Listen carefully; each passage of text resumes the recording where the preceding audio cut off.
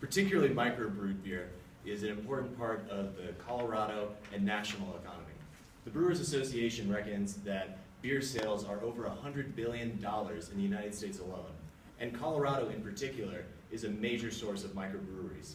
We have the third most microbreweries in the nation, and that's in total and adjusted for population.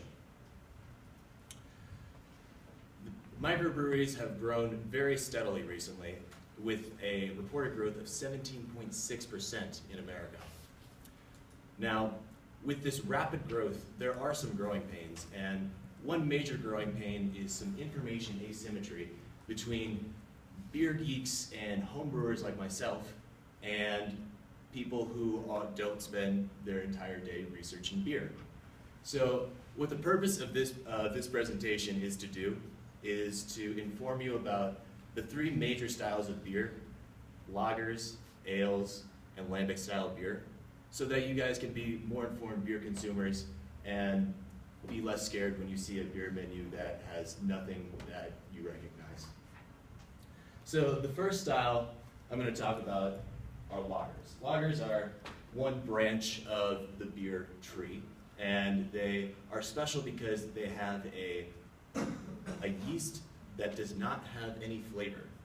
What they do is that they brew it in the cold, and this flavorless yeast will ferment, and what you end up tasting is exclusively the flavors of the malt, which is a concentrated grain sugar, and you taste the flavors of bread, and that is the real style of it. A few major lagers in the area are Coors, for example. Coors is an amazing example of the American light lager. John Mann, who is a consultant in Denver, reckons that the American light lager is the most popular style in America. Now, I'm not personally a huge fan of the style, but what this does mean is that Coors and every other macro brewery produce lagers. And this is the most popular style in America because every macro brewery is producing lager after lager.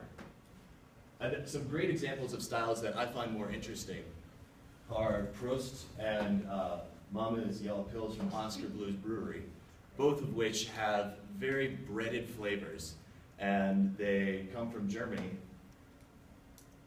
Most German styles come from the Bavarian Brewery Law of 1516, which regulates that beer can only have water, hops, and barley in it. And if you know anything about beer, this would sound really strange to you because they left out the yeast. You can't have any beer without yeast transforming sugar into alcohol.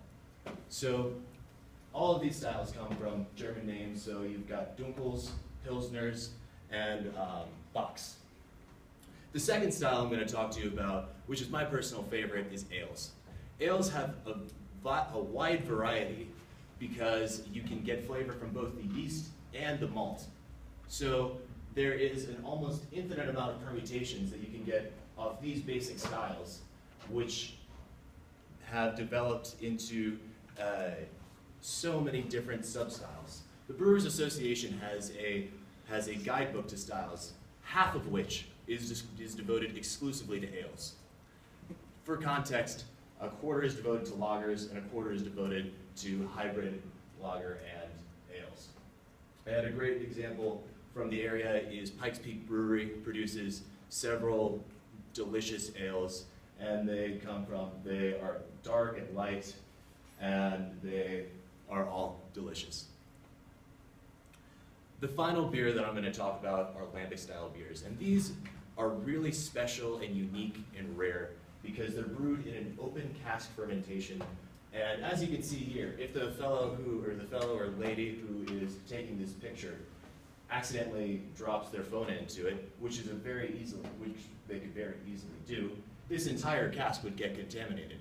It's incredibly risky to brew a lambic style beer because you have to allow all different styles of bacteria and yeast to flow into the beer that you're producing. And what you come out with is a beer that is totally unique and cannot even be replicated because of the various conditions based off the day and the area. These styles originated in Belgium and in France, and they focus on developing a terroir, which is a general aura for an area. And so they will try to do the same thing over and over and over again and try to create as much of a control environment as they can. But it's almost impossible to create the same beer twice. Here are a few great examples of the lambic style. Rodenbach is from Belgium, but it is one of the best examples in my opinion. But Paradox is from the Colorado Springs area, and they're the only people that I know of that actually use this open cask fermentation in the area. And they brew it out in Divide, Colorado, just so that they can control the environment more and there's less bacteria in the air. So I hope I've taught you guys a few things about the major beer styles that we have, and made it maybe a little bit less scary when you see a beer menu and you don't know anything about what's going on. The beer industry is large and growing, and particularly in Colorado, it is developing into an important part of culture. So I think it's very important that everybody has some baseline knowledge of the beer that they drink. Thank you so much.